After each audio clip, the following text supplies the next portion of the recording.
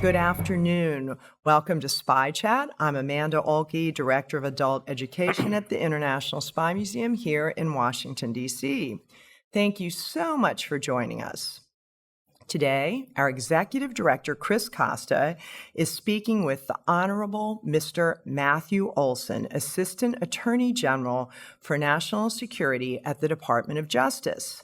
In that capacity, Olsen leads the Justice Department's mission to combat terrorism, espionage, cybercrime, and other threats to the national security. From 2011 to 2014, Olsen served as the director of the National Counterterrorism Center. Prior to leading NCTC, Olsen was the General Counsel for the National Security Agency. For 18 years, Olsen worked at the Department of Justice as a career attorney and in a number of leadership positions. He served as an Associate Deputy Attorney General for National Security and was Special Counselor to the Attorney General. In 2006, Olsen helped establish the National Security Division and served as the first career Deputy Assistant Attorney General for National Security. For over a decade, Olsen was a federal prosecutor in the U.S. Attorney's Office for the District of Columbia. He also served as special counsel to the director of the FBI, supporting the Bureau's post-9/11 transformation. Olsen began his public service career as a trial attorney in the Civil Rights Division of the Department of Justice. Now, before I turn this over to Chris, SPY would like to thank Alakai Defense Systems for their generous support of our mission and educational programming. Alakai is the industry leader for speed, standoff, and accuracy in detecting explosives, chemical warfare agents, toxic chemicals, and narcotics. We are grateful for their support of programs like today's Spy Chat. Enough from me. Over to you, Chris. Amanda, thank you very much for the great introduction. Alakai, thank you very much for your sponsorship. It's a great product. So all that said, I'm really excited about ending the year with Matt Olsen. I can call you Matt. We've met each other several times, and we've been conspiring to do this program for the last year or so. So thanks, Matt. Yeah, no, my pleasure. It's great to see you again, Chris, and great to be here. No, we're excited to have you here. So our audience is very familiar with the intelligence community. We have a loyal audience that tunes in once a month. But what they might not be familiar with is your role at DOJ. What is it that you do? Provide a little more clarity to our audience. And, specifically, how do you link into the intelligence community? Sure. Again, thank you so much to you, Chris, to the Spy Museum. It's really, it's a real privilege to be here and to talk about the work that we're doing at the Justice Department, particularly when it comes to national security. You ask about what's the Department of Justice's role. You can really look at, in some ways, my, the last 20 years of my career or so as an example of the role that I have played, but really many, many attorneys at the Justice Department and across the government have played as an increasingly important role in helping to protect the country. And that role can come in many forms, whether you work in an agency like the CIA or NSA as an attorney at the White House on the National Security Council staff, or like I have done at the Justice Department. The role of lawyers has become increasingly important when it comes to national security, and I think bottom line, fundamentally for the good. But let me talk a little bit, if I could, just about the role that specifically that we play at the Justice Department. So I lead a component of the Justice Department called the National Security Division. Going back a little bit in time, not that far, but 18 years or so ago, the National Security Division was stood up, 2006. It was the first time that there was a new division within the Justice Department in many decades. So the Justice Department generally, like any federal agency, has component parts. The component parts of the Justice Department include the criminal division or the civil division or the tax division, the attorneys that represent the government in those subject matter areas. But there wasn't any division or component dedicated to national security. And a number of observers, including members of Congress, looked at the Justice Department after 9/11 and they made the observation that there had been so much change across the federal government. You were part of that as well. Whether it was standing up the Department of Homeland Security or standing up the Director of National Intelligence, Right. just massive transformation. In 2004, but in particular. Right? Exactly. Yeah. That initial time frame, those 5 years or so after 9/11, a recognition that we were not well positioned as a federal government to have stopped 9/11. We needed to learn those lessons, and we needed to respond accordingly. And folks looked at the Justice Department and said, this is one of the few organizations that really hasn't changed. There was so much change, again, across the intelligence community, Mhm. including at the FBI. I was at the FBI in 2004 and 2005, working for then Director Mueller. And, that was a time of great transformation for the FBI when it was really changing from its pre-9/11 posture of being a crime-fighting organization to post-9/11 being an intelligence-driven national security organization, right? That's a huge Right. change for a 100-year-old organization like the FBI. So back to the Department of Justice, the Justice Department had played some role in national security. There was a counterterrorism group of lawyers. There were lawyers who worked on espionage. There were lawyers who worked on FISA, the Foreign Intelligence Surveillance Act, Which we've talked a lot applications. about here. At Yeah, now, in the last few years has become sort of much more well known. Right. But those lawyers were sort of spread out across the department in different places. And so Congress, with a lot of support, I think, from the Justice Department, made the decision to codify, to pass a law to create a new division, the National Security Division, that would fundamentally bring together all the parts around the Justice Department of the attorneys who worked on national security matters, for the kind of obvious reason to create a greater unity of effort when it comes to national security, and also to really fulfill the recognition that you need to have the lawyers who work on intelligence matters, FISA, and other intelligence matters working side by side with the prosecutors. That you can't have this sort of false wall, as we called it back then, that creates a distance or a limitation on the ability of the intelligence side of our work to work hand in glove with the law enforcement side.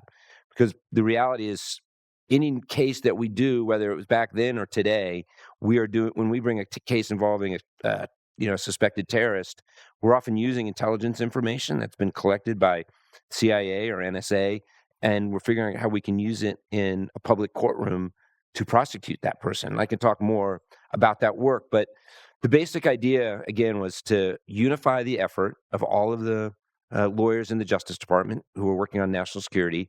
And then secondly, a really important point too is to be the focal point for the Justice Department in our interaction with the intelligence community. Because there really wasn't enough of a close relationship between our lawyers and the intelligence community. So those were the two main goals. Break back down then. some of the stovepipes, right? 100%. Break down those stovepipes that I'm sure you've talked about. You've been part of your career as well, breaking down those stovepipes so that we wouldn't have this challenge that really in some ways contributed to 9/11 of information not being sufficiently shared and analyzed and used in a way that could stop an attack like that. So that's a great point of departure because I want to dive a little deeper on terrorism. First of all, it's in your bio. We read it, but I want to remind the audience that Matt also headed the National Counterterrorism Center, a relatively young NCTC in 2011. Is that right? Yes. For several years. So we have a shared background in terrorism, and I don't know if you know this. You probably wouldn't know this. You had already left New York, but back in September of this year, I spoke at the same conference, Yes. Ali Safan's Yeah. conference, and I missed you, but I've listened to your talk. It was very illuminating. All of that said, that same week, while we all talked about 9/11, the anniversary, and where we thought we were today, I think you unsealed an indictment. There was an individual, a Pakistani, Yes. last name Khan, that was a Canadian resident that was intent on going to New York on October 7th, and on October 7th, the intention was to attack a Jewish community center. So two-part question, that's international terrorism. First, I want to underscore that same month, and this is related, I happen to be talking to our our Canadian colleagues, Mm, former for me, and it was an extraordinary experience. So that reminded me of the importance of sharing information in cooperation. So that's international terrorism. I'd like to hear from you just kind of a little bit maybe about the case, if you could talk about it, or maybe a representation of how that's the way we do business, that kind of right, cooperation, or not we anymore. You do business in right. your team. You can And say we, Chris. You all can use that the first person plural when we talk about our work right. I together. Yeah. appreciate that because I make that mistake all the time. All right. I appreciate that. Bye. So the second part of the question is more specific. You stood up, and I'm really interested in this, a domestic terrorism unit in Yes. 2022 at DOJ. So maybe you can assess, what did that do? How did it do? So two-part question. Yeah. So, and it's a really important topic, and maybe kind of stepping back and using the case you identified of the Pakistani national who was headed into the United States from Canada with the intent of carrying out an attack in New York City, as a real example, I think, of the terrorism landscape and some of the challenges we face, but also some of the strengths that we have as a counterterrorism community today that, I think contrast in some ways to if you go back 20 plus years. But if you look at the counterterrorism landscape and the threats we face, it is a very diverse and complicated picture. And I would sort of identify three fronts that we are thinking about when it comes to terrorism threats. The first is international terrorism. Um, and the international terrorism challenge remains an important one and a significant one when it comes to Al Qaeda and ISIS and other overseas groups that have been with us for a long time but remain potent. And we have to keep our eye on that challenge. The Middle East remains, and as we sit here today, Mm, an extraordinarily volatile location.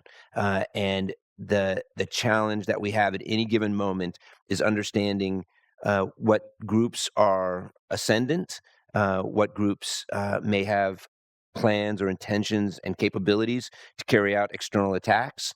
This is a constant challenge for us, and that can be true whether those attacks are directed from those locations or simply individuals overseas are trying to inspire people inside the United States to right. carry out attacks on their behalf. So Because this was ISIS inspired, this right? was ISIS inspired in New York. So that's an example of that type of inspiration having an impact inside our country. So a very remaining a very significant challenge for us on the international terrorism side. I'd say a second front for the United States is state-sponsored terrorism, and here really we're talking about Iran. Iran. Iran is, far and away the preeminent state sponsor of terrorism. We have seen Iran be extremely active in seeking to carry out external attacks on its behalf, and this is a challenge that we're very concerned about. Not only in the region, because it's obviously active supporting its proxies and allies in the regions, like the Houthis, but also even within the United States.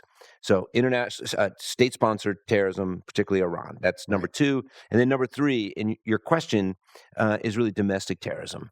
And here we've seen an elevated threat from domestic terrorism and domestic violent extremists in the United States over the past several years.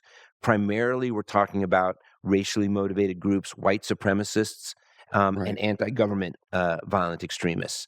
So that challenge has been one that's on the rise, and it really is the reason that 3 years ago, or actually 2 years ago, 2.5 years ago, I stood up a domestic terrorism unit within our counterterrorism section to particularly focus on the threat we face from domestic violent extremists inside the United States.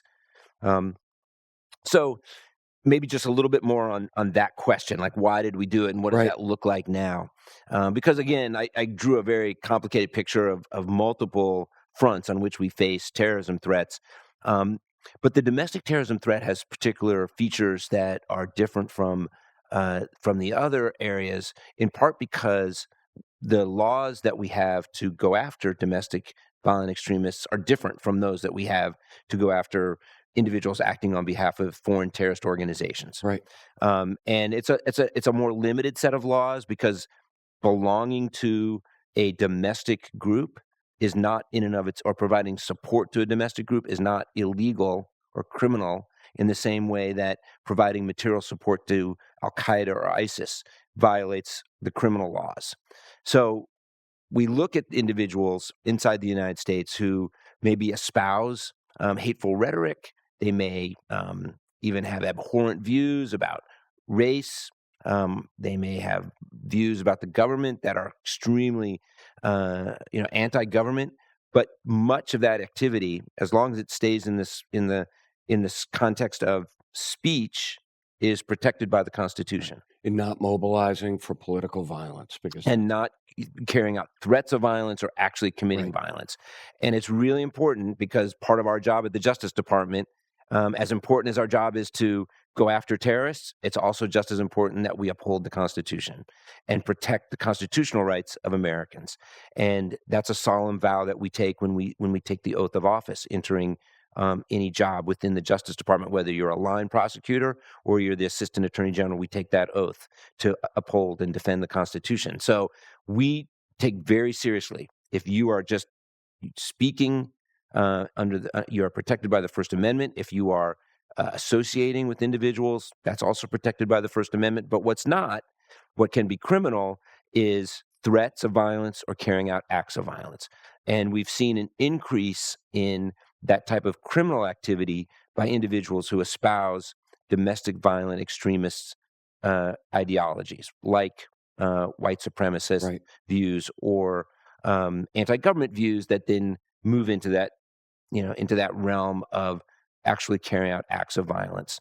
I'll give a couple of examples. We've charged cases involving individuals who are part of a network called 764. And if your audience probably hasn't heard of this network, but it's an online network of individuals who believe that some really horrific acts targeting children will lead to the dissolution of society and accelerate a white ethno-state. Again, it seems, as we sit here today, it seems on the extraordinary fringes, and it is, but it is a growing network of individuals, and we have brought a number of cases prosecuting people using charges that range, but could be harassment or stalking, computer crimes. We use the laws that we have to go after those individuals. We also charged a couple of individuals who were part of a network called Terrorgram, who had targeted individuals for assassination, and were putting out hit lists of government officials. And again, that activity veered beyond just free speech into threats of violence and soliciting violence. So it's a hard area, and I think one of the reasons we have a unit of lawyers dedicated to this is to help prosecutors around the country know when that line has been crossed, both so that we can be aggressive in protecting the country, but also so that we can uphold our responsibilities to protect individuals' constitutional rights. And so it's both sides of that same coin that our dedicated prosecutors in the Domestic Terrorism Unit are responsible for. No, I really appreciate that. And our audience will. They've heard me talk about domestic terrorism, and it's fraught in some cases because of this line. First Amendment rights, our Constitution, but it is sacrosanct to protect our constitutional rights here. That said, back in 2018, when the Trump CT strategy was published, I was very pleased that we built DT, domestic terrorism, into the strategy. And that was the first time we had ever done that as a nation. Right. So this is just a continuation of something we started to see manifest. So I really appreciate you talking about the unit. So there's no great segue to jump right into artificial intelligence. So I'm going to do it. I've listened to you talk about it. I went to a private talk the other evening, and I was horrified with the downsides of artificial intelligence. In other words, the threats, Right. the technology in the wrong hands, and yet I'm upbeat in terms of what it can do in terms of medicine, et cetera. So there are a lot of opportunities, but there are also a lot of threats. We're going to unfortunately focus on the threat side. And you've talked about this. There was a case in particular, I think last March, a Chinese citizen who had just left Google, and he was indicted while trying to send sensitive technologies to Beijing.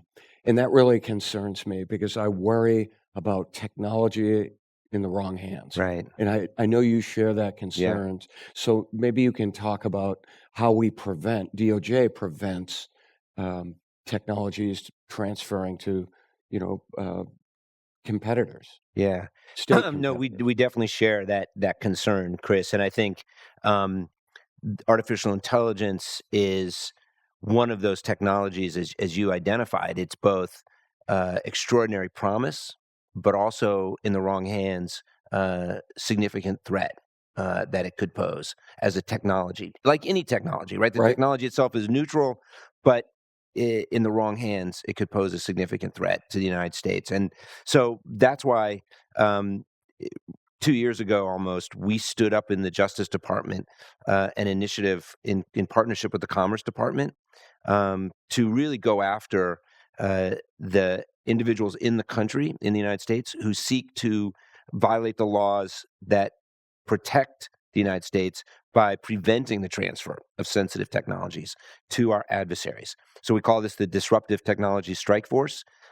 It's been one of the things I'm most proud of over the past few years because it's been, I think, very successful in not only bringing attention to this challenge, but marshaling the resources we need to really bring cases and bring prosecutions, investigations and prosecutions of individuals who violate the law by seeking to provide those technologies to our adversaries. Because, as we often say, that what we are trying to do is prevent the world's most advanced technologies, like AI, from falling into the hands of the world's most dangerous people.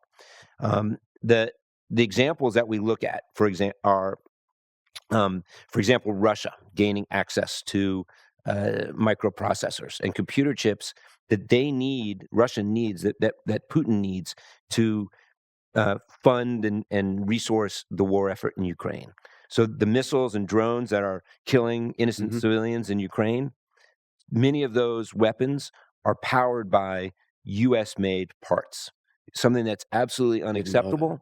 And we are making a concerted effort to bring attention to this issue and, more importantly, to prosecute people who violate the laws, because there are a set of laws, export control laws, that are designed to stop the transfer of those parts to countries like Russia.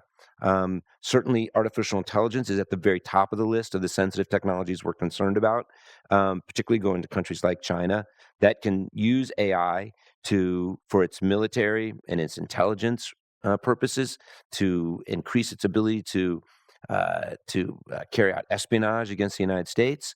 So we're really concerned about stopping those countries from gaining access to those technologies, but also making sure that they stay within the United States, where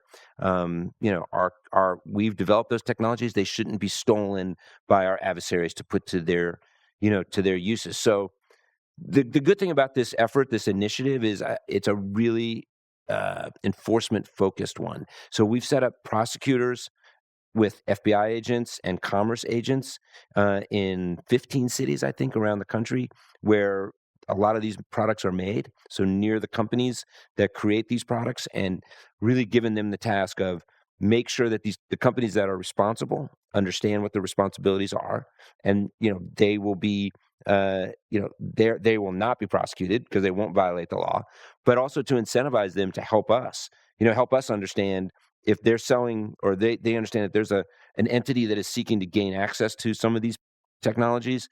Come to the government, come to the FBI, come to Commerce, and report that information.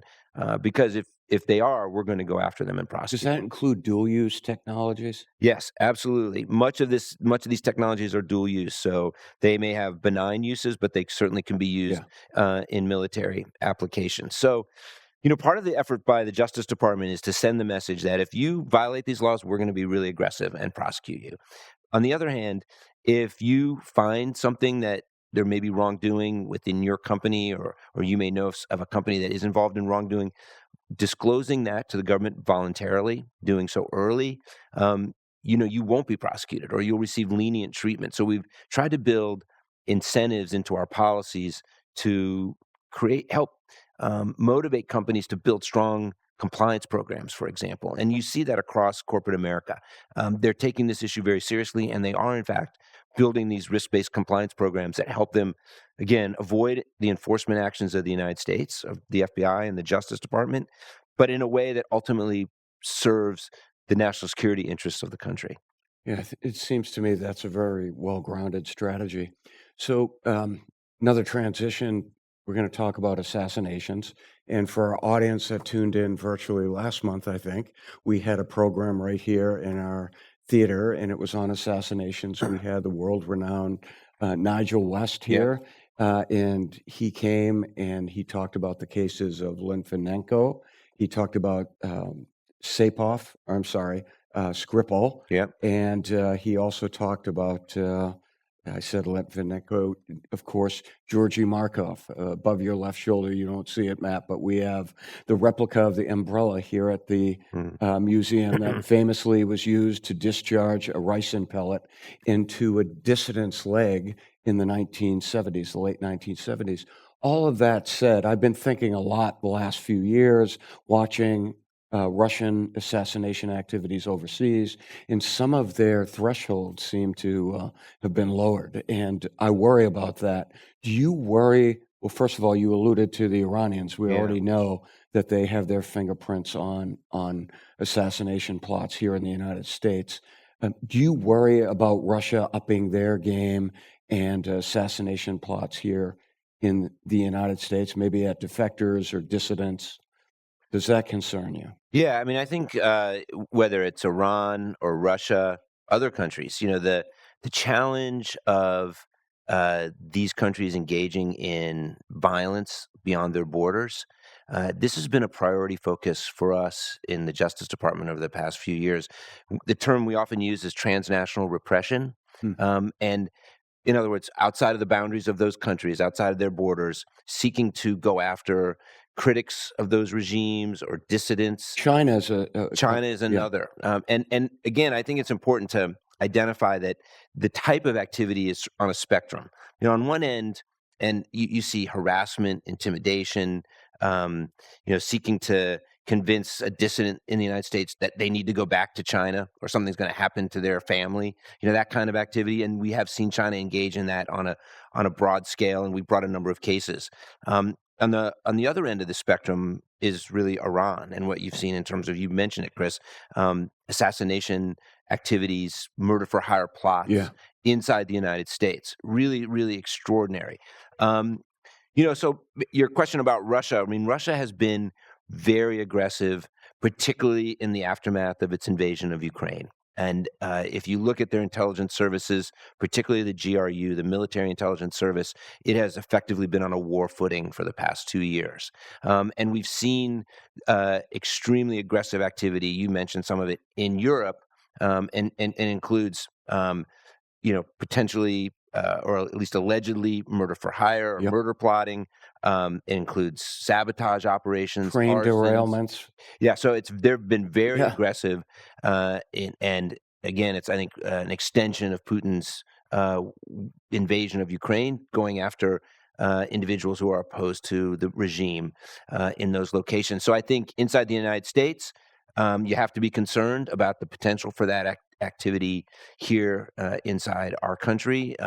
We have brought one case in Miami involving an individual who believed he was seeking to carry out surveillance of someone he thought was a defector from Russia. But what we, I think, are very focused on, whether it's the FBI or the rest of the intelligence community, along with the Justice Department, is understanding, the circumstances under which Russia would seek to carry out an act like that in the United States, and also, of course, doing everything we can to protect individuals in the United States or American citizens wherever they are in the world.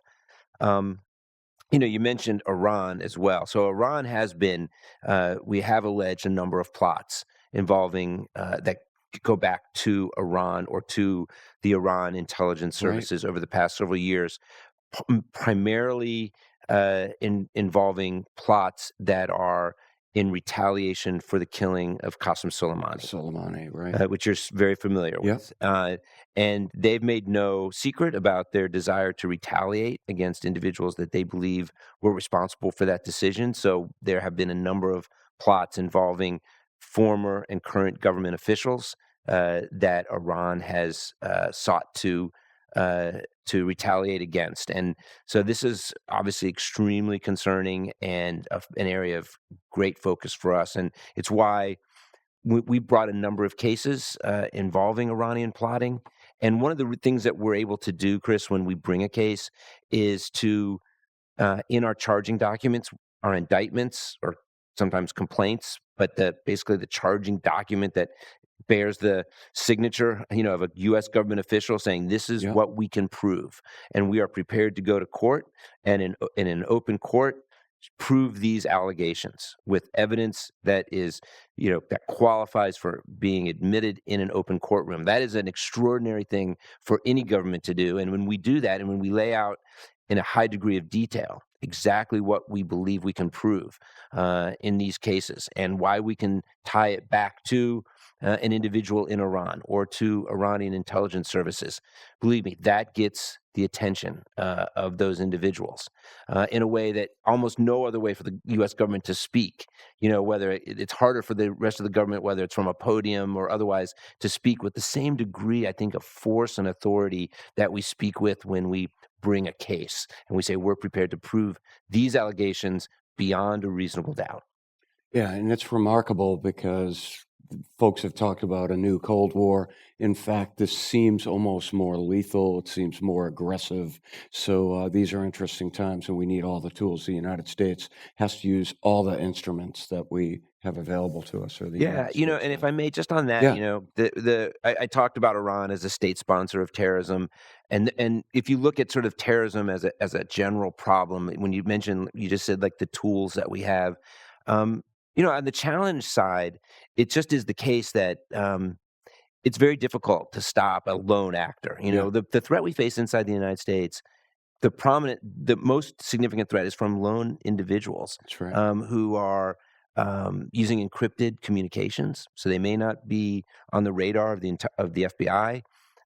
They act in, they act very quickly from being radicalized to mobilized to violence, right? They're trying to avoid being detected. And the reality is they have easy access to weapons, in some cases, military-grade weapons inside the United States. It's a huge challenge for the FBI and state and local law enforcement.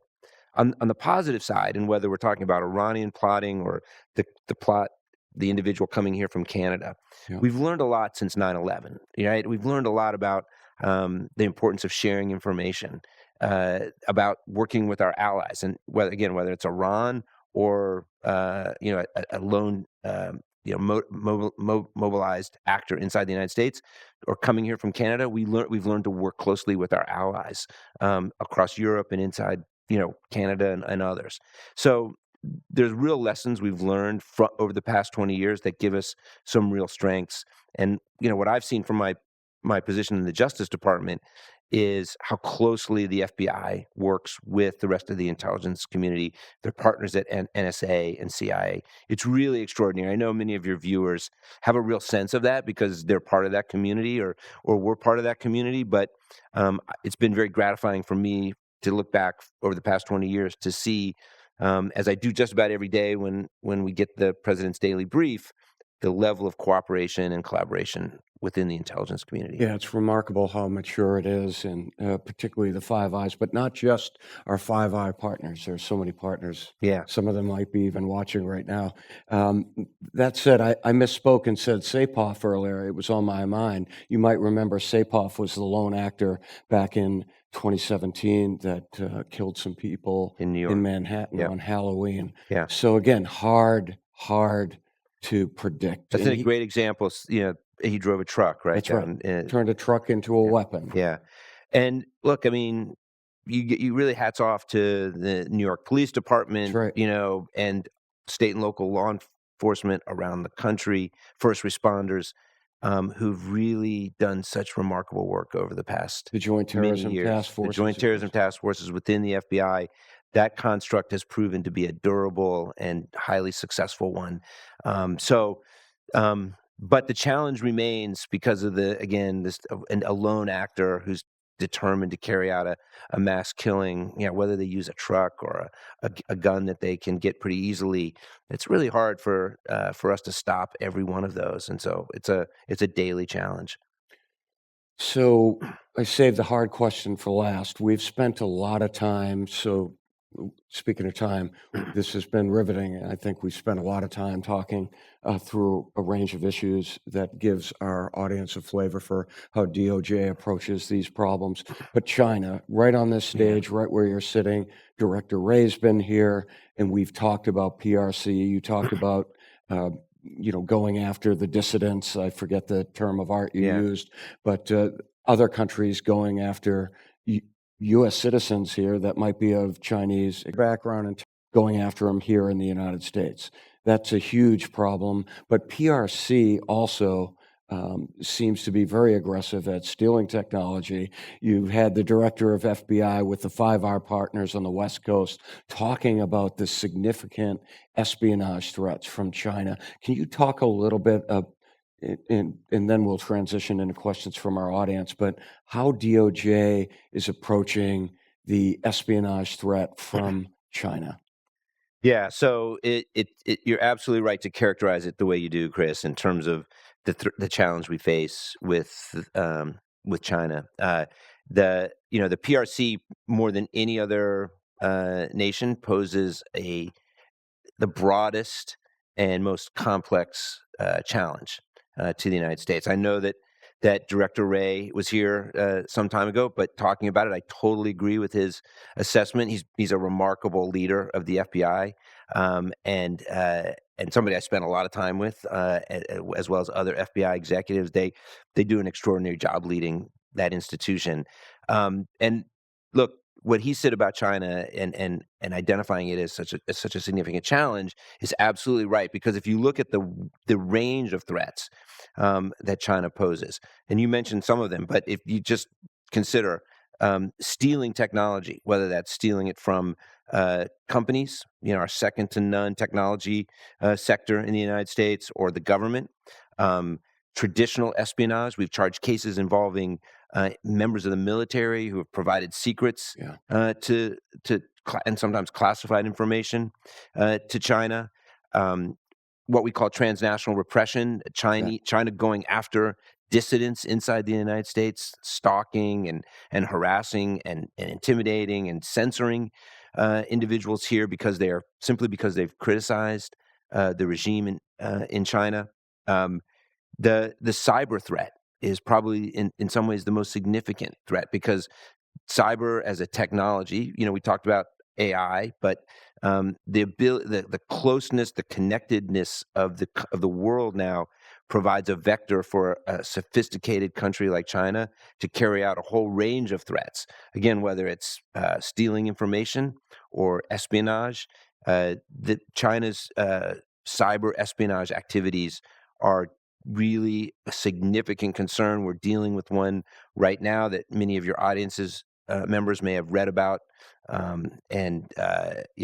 we refer to it as Salt Typhoon. Salt Typhoon is what we call the most recent cyber espionage actions by the PRC targeting telecommunication companies for espionage purposes. And we're sort of early stages of this investigation, but it appears, I know, again, Director Ray has called it potentially a really significant and broad effort to carry out espionage through cyber means, compromises targeting our telecommunication companies. And it's just an example, I think, of the sophistication and determination and persistence of the PRC in seeking to take actions that basically threaten the United States and advantage China. So this is a threat that look, I think it's been a major focus for the FBI and for the Justice Department over the past few years, and it's going to continue to be in the coming years. It is not going away, and so I think it warrants the resources that we've put against the threat, as well as the sort of ways in which Director Ray and others have talked about it. Well, I appreciate the one over the world, Matt. I think that's going to be super helpful for our audience. It's helpful for me to hear. Um, I'm going to offer a book recommendation. I don't know if our audience could see this, but it's another Ben McIntyre book called The Siege. It was very interesting. It read well. I love Ben McIntyre's books. I've read all of his series. He writes a lot about espionage, but this particular book talks about Princess Gate in 1980. I hate to tell everyone I was alive in 1980, and I maybe even watched some of Princess Gate play out live.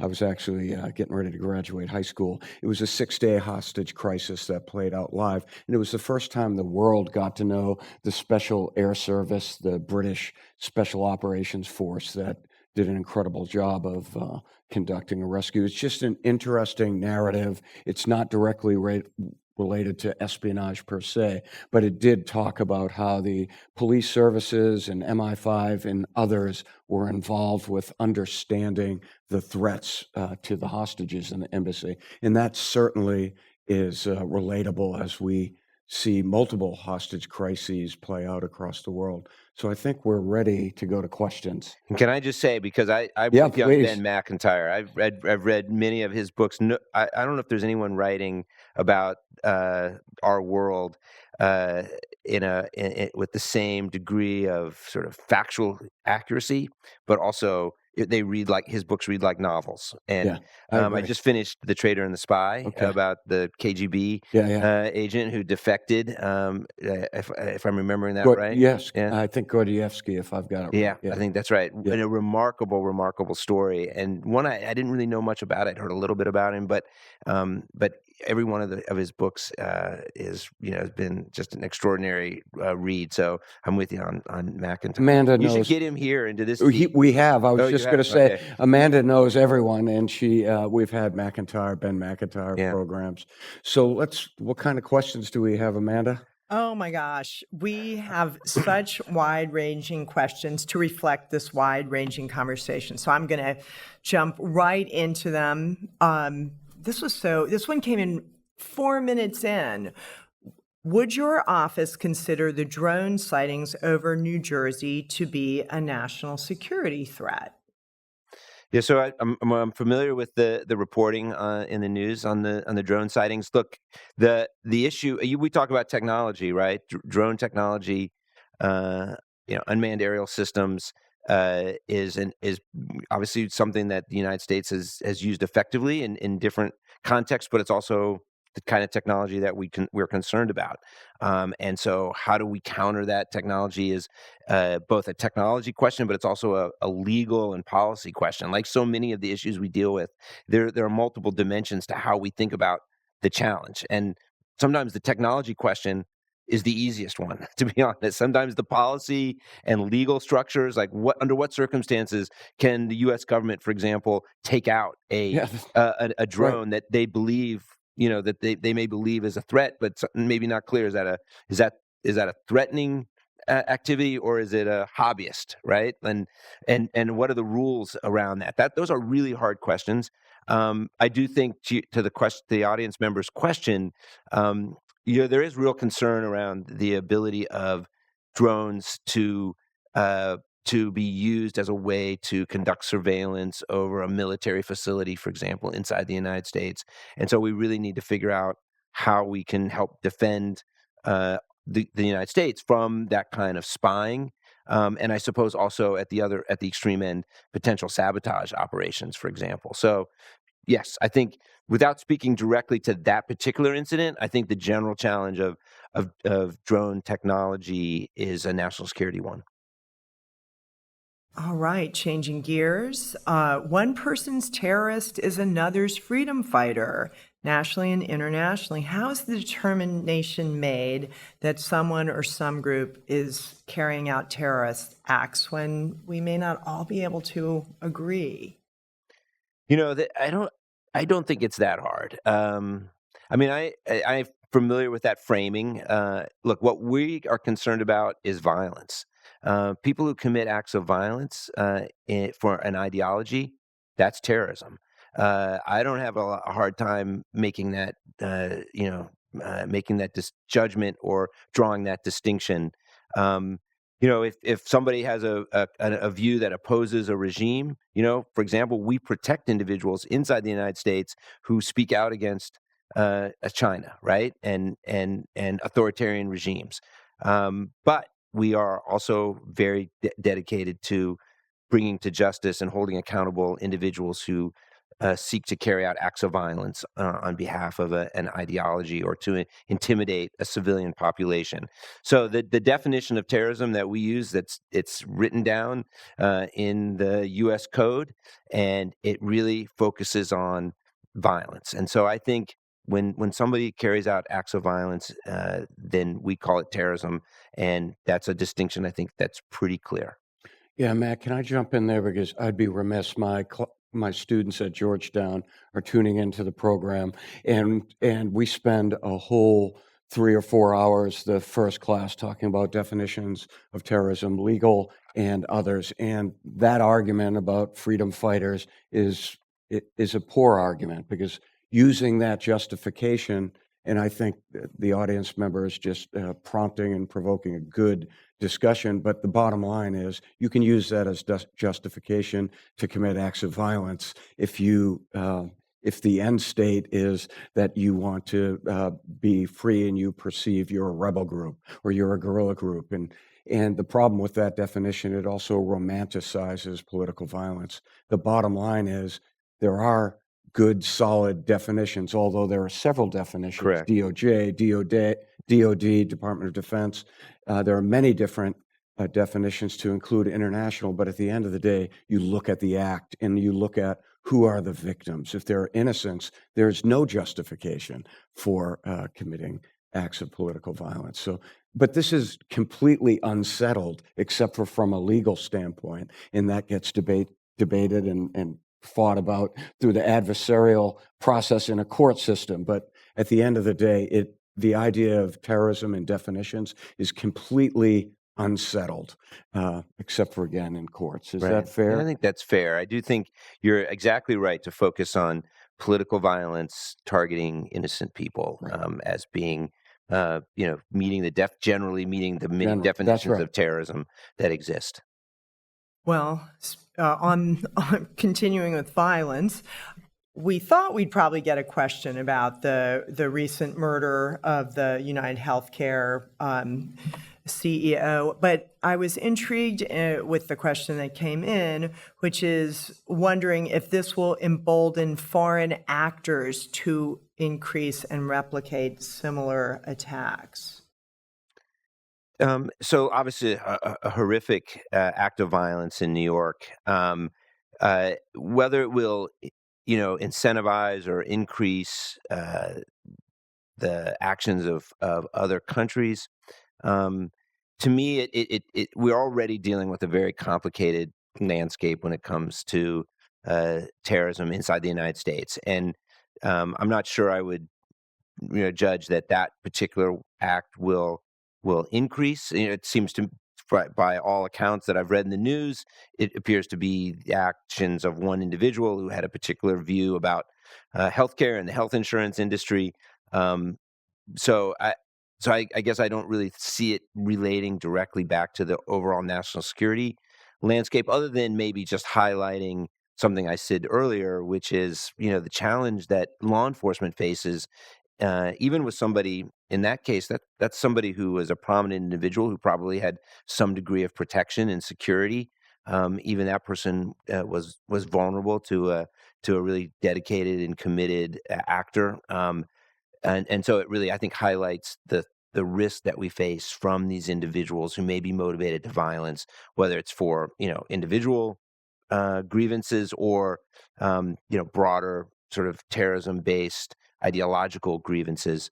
It's very, very difficult in this day and age for the FBI to or local law enforcement to protect anybody all the time, and so I think that it does highlight that. How many lone actors or small groups have been prosecuted for domestic terrorism-related offenses? And what specific strategies did the Justice Department implement to monitor and prosecute them? So that's a really good question, and because one of the reasons that we started the domestic terrorism unit was to better understand the statistics, just to gather the data, because these cases are often brought, around the country by U.S. attorneys' offices, and in some cases, we may be bringing a case for illegally possessing a gun or a criminal threat, where the person who is carrying out that act or has the gun is also somebody who espouses domestic violent rhetoric. So like white supremacist violence, for example. And we wanted to understand, how many of these cases we're seeing around the country and why we are seeing, because we had enough data to know that threat was going up. The other, of course, incident that was part of our thinking was January 6th. So January 6th was investigated by the FBI as a domestic terrorism incident, and there were literally hundreds and hundreds and hundreds of people arrested in connection with January 6th. Many of them convicted, hundreds convicted, many of them convicted for carrying out acts of violence against law enforcement, Capitol Police, Metropolitan Police Department, police officers, really dangerous acts of violence targeting, members of our law enforcement community. So those numbers, added in, that was one particular incident, but that was investigated as a domestic terrorism act. Those numbers are part of how we look at the broader threat. So, again, the benefit of having a domestic terrorism unit is to really provide us more insight into the nature of the threats from domestic violent extremists, what ideologies are motivating them, and what strategies we can use to come up to better go after them. And part of that strategy is for us in the Justice Department here in Washington, D.C., to help coordinate those prosecutions so that there's a level of consistency across the country, which didn't necessarily exist, a few years ago. So we're really trying to achieve a greater degree of consistency in how those cases are handled. Continuing along with domestic terrorism threats, can you speak about the importance of partnerships between government and industry partners to advance critical technologies that will help protect Americans? Yeah, I think this is a really important question today because, look, if we were having this conversation, Chris, 15 years ago, in the early days of the National Security Division at the Justice Department, we would have maybe talked the whole time about Al-Qaeda and what we're seeing in Pakistan and Afghanistan and Iraq and other places, right? And today, this conversation has focused a lot more on China and Russia and Iran. And that's because the nature of the threat has changed so significantly, really evolved so significantly over the past decade, to where one of our greatest challenges is how do we stop the flow of sensitive technologies? How do we prevent rogue authoritarian nations from benefiting from our financial systems through sanctions, for example? How do we protect our private sector from sophisticated nation-state cyber attacks? Like, that's the nature of the threat we face. And that's why companies, more than ever, are on the front lines of national security. We've really focused our efforts in the Justice Department on the intersection of national security and corporate enforcement. So how do companies participate? How do they become part of that effort? One is, they stay on the right side of the law, and they'll be on the right side with the Justice Department because they will understand what export laws apply, what sanctions laws may apply, how to be better protected from cyber attacks, but also by in their own decision making, working with their local FBI office, for example. That's a very concrete suggestion. A CEO of a company, that CEO should have a relationship with the special agent in charge in their local, in their local city, so that they have a better sense of the threats and they have a channel to communicate information when they have information that would be helpful to protecting the national security. Because the reality is that corporate executives are making decisions that affect our national security today in a way they never have before. So we really we do outreach. I've met with corporate leaders, CEOs, chief legal officers, compliance officers around the country to really deliver this message that, you all now are on the front lines of national security in the way you've never been before, and we need your help. And so this is a message I think that is actually a welcome message as we help better explain the nature of the threats and how to be better protected. I had mentioned to you, Matt, that the last session that we did was with Sandrea Wong from Director of National Intelligence, and I asked her about the National Counterintelligence Strategy, Yeah. and explicit in that is the engagement with the public in ways that I could never have envisioned in the 80s and the 90s. So what you say is very important, and that's not just the FBI. You had just mentioned DOJ and other actors in the U.S. government really engaging with the private sector. It's important, those partnerships. Yeah, absolutely. What sort of action is the division gearing up to deal with the regime change in Syria? Yeah, so I mean, we are the division, the National Security Division, is one of the things that we do that is a big part of at least my job and a number of us within the National Security Division is we participate in the National Security Council policymaking process, which you're so familiar with, Chris, from your time in government. For the audience, the national security policy of the United States is really driven out of this process. It is the White House led by the National Security Advisor, who works for the president, leads a process at multiple levels, whether it's at a lower level, at the deputy secretary or deputy level, right up to the principals and the actual cabinet, the National Security Council itself. And the Justice Department is a really thriving participant in that process.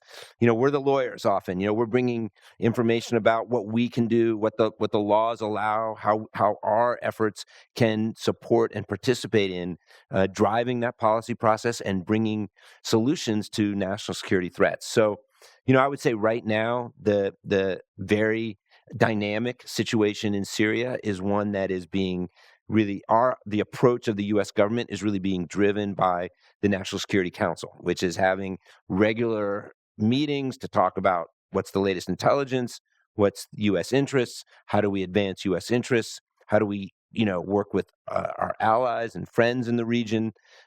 So there's as you can just imagine, the level of effort right now, given how quickly the situation on the ground in Syria over the past really few days has shifted. So, really extraordinary changes there. So we in the Justice Department are part of that process, attending meetings on a daily and weekly basis to support that decision making.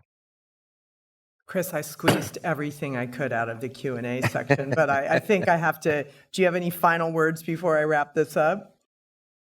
So I just want to thank Matt. Thanks for your service. Thanks for what DOJ does every day. I think I mentioned to you that I've had the opportunity to work very closely with DOJ in my history, and it's extraordinary work. So thank you for coming out and talking about the work of DOJ, particularly to our audience, because we talk to a lot of people from the intelligence community, the agencies, but what we don't get is the viewpoint from DOJ. So this is really timely. I very much appreciate it. I hope you had fun with us. No, it was Thanks. great. Thank you, Chris. Thanks to everybody. Really appreciate the opportunity. This was Happy holidays. terrific. Happy holidays, and thank you. We will be posting this on YouTube in a week or so. If you'd like to see it again or invite your friends to watch, I want to thank Alakai Defense Systems again for their generous support of our mission and educational programmings. And with that, happy winter holiday season, everyone. Stay well. See you next year. Take care.